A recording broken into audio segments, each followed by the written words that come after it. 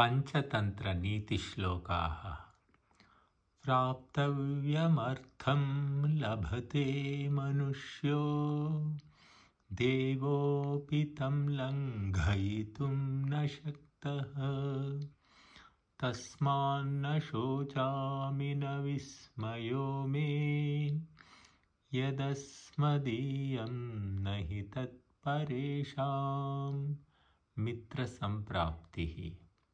कुलञ्च शीलञ्च सनाधताञ्च, विद्याञ्च वित्तञ्च वपुर्वयश्च, एतान् गुणान् सप्त परीक्ष्य देया, कन्या बुधैः शेषमचिन्तनीयम्। काकोलूकीयम्। वरं वरयते कन्या, माता वित्तं पिता श्रुतं, बान्धवाः कुलमिच्छन्ति, मिष्टान्नमितरे जनाः। काकोलूकीयम्। संतापयन्ति कमपध्यभुजं रोगा, दुर्मन्त्रिणं कमुपयान्ति न नीतिदोषाः। कं श्रीर्न दर्पयति कं न निहन्ति मृत्युः, कं स्वीकृता न विषया परिपीडयन्ति। काकोलूकीयम्।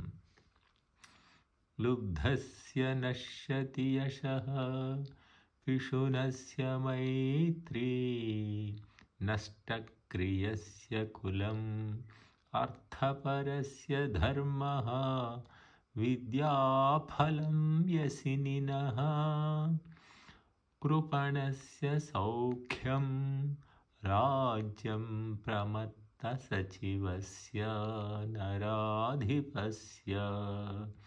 काकोलूकीयम्। त्यागिनि शूरे विदुषि च संसर्गरुचिर्जनो, गुणी भवति गुणवति धनं, धनात् श्रीः, श्रीमत्याज्या ततो राज्यम्। काकोलूकीयम्। अनिश्चितैरध्यवसाय भीरुभिः, पदे पदे दोषशतानुदर्शिभिः, फलैर्विसंवादमुपागता गिरः, प्रयान्ति लोके परिहासवस्तुताम्। काकोलूकीयम्। गुणेषु रागो, व्यसनेष्वनादरो, रतिः सुभृत्येषु च यस्य भूपतेः, चिरं स भुङ्क्ते चलचामरां शुकां, सितातपत्राभरणां नृपश्रियम्। राजा घृणी, ब्राह्मणः सर्वभक्षी, स्त्री चात्रपा, दुष्टमतिः सहायः, प्रेष्यः प्रतीपोऽधिकृतः, प्रमादी त्याज्या अमी, यश्च कृतं न वेत्ति। मित्रभेदम्।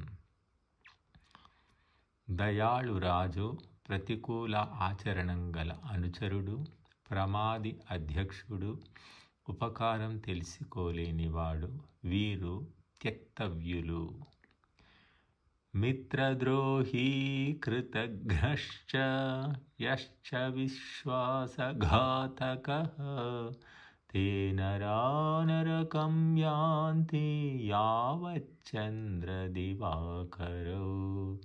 मित्रभेदम्।